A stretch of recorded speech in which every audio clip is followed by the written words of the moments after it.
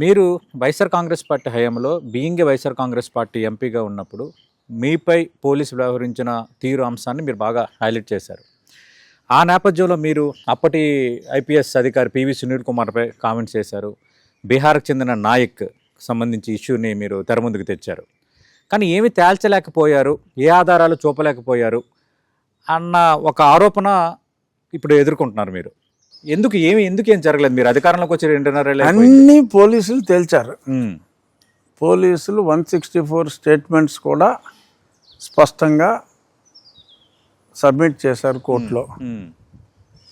ఎవరు వచ్చారు, ఎలా హింసించారు, మొత్తం ఆ డాక్టర్ల తప్పుడు రిపోర్ట్లు, ప్రభావతి ఎలా ఇమ్మని చెప్పింది, ఏ పరిస్థితుల్లో వాళ్ళు రిపోర్ట్లు మార్చారు, ఎలా ఉన్న రిపోర్ట్ని ఎలా మార్చారు అనేది డాక్టర్లు అన్ని స్టేట్మెంట్స్ అక్కడ రెడీగా ఉన్నాయి.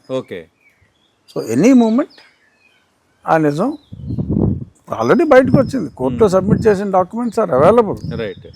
పివి సునీల్ కుమార్ ప్రూవ్ చేయలేకపోయారు అని అతను ఏదో మాట్లాడుతున్నాడు. అంతా ప్రూవ్ అయిపోయింది.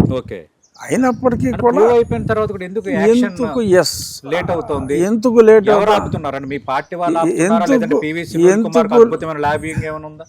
అతనికి అద్భుతమైన లాబింగ్ ఉందేమో అని నేను అనుకుంటున్నాను. ఎందుకు ఆగుతుంది అనేది నేను పదే చాలాసార్లు ఇప్పటికీ ప్రశ్నించా. ఇప్పుడు నిన్నగాక మొన్న మరి ఒక ఇన్సిడెంట్ జరిగింది విజయవాడ కృష్ణలంక స్టేషన్లో. సరే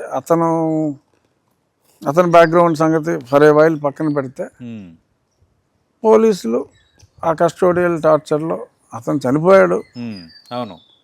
as per the reports custodial torture.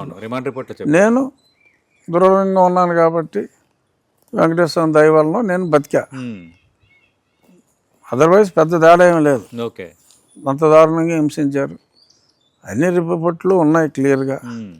మరి ఇక్కడ అంత ఉదాసీనత, ఈ నాగరాజుని అరెస్ట్ చేసేసి జైల్లో పెట్టిన అంత సీరియస్నెస్లో 5వ వంతు కూడా పివి సునీల్ కుమార్ మీద ఎందుకని లేదో మరి నేను ప్రశ్నిస్తున్నాను.